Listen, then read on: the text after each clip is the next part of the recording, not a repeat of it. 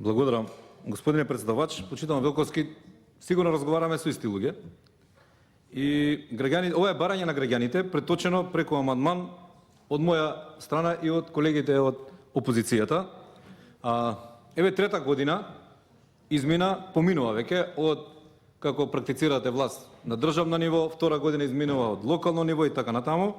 Овој проблем не е, пак ќе кажам, апсолутно за политика, а уште помалку за политиканство. Граѓаните велат дека добро е да овие средства ние ги обезбедиме преку ребалансот, да ги дадеме на располагање на Министерството за финансии, па обратно да ја свртиме топката, да Министерството за финансии во соработка со градот Скопје и со локалната самоуправа или градоначалникот на општина Аеродром го решат проблемот. Проблемот не треба да се решава со месеци. Овој проблем треба да се решава со, би рекол, со денови. Секој ден, апсолутно секој ден, дечињата што дадат во Димитар Македонски, па и останатите од градот Скопје во средните училишта, се среќаваат со сериозни, наидуваат на сериозни опасности. Затоа овде мора да се најде сериозно и долгорочно решение за булеварот. Да се одважат граѓани, да се соберат и да протестираат за сообраќајно решение на еден булевар. Верувајте, значи тоа е аларм дека властите, било кои власти, треба да реагираат многу брзо и многу адекватно и одговорно.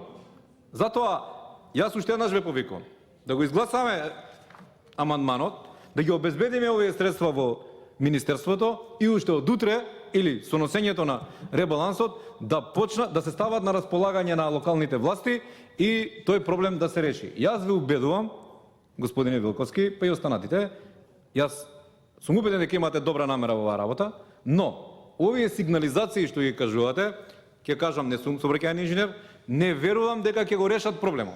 Овдека проблемот мислам дека треба да се реши со повеќе средства и да се пристапи малце со поголема доза на одговорност, затоа што едноставно секоја година овој булевар носи по една жртва, за жал тоа се нашите најмили дечињата. Така да ќе ве замолам, еве, апелирам до сите да го прифатиме амандманот и работата да ја тргнеме од Министерство за финансии да тргне, па да дојде до локалната самоуправа и на тој начин да дојдеме до соодветно решение. Со вакви оправдувања ние ги слушавме во периодот кога се ветуваше дека само што не почнала до изградбата на основното училиште таму Димитар Македонски, еве граѓаните за тоа се револтирани најмногу.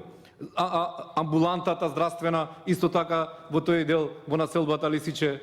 Значи има многу проблеми кои што се ветуваа, не се решаваа, луѓето ја губат довербата и затоа на секој начин се обидуваат да си ги решат своите проблеми и јас ве убедувам дека ова е навистина барање на граѓаните од населба Лисиче во општина Аеродром.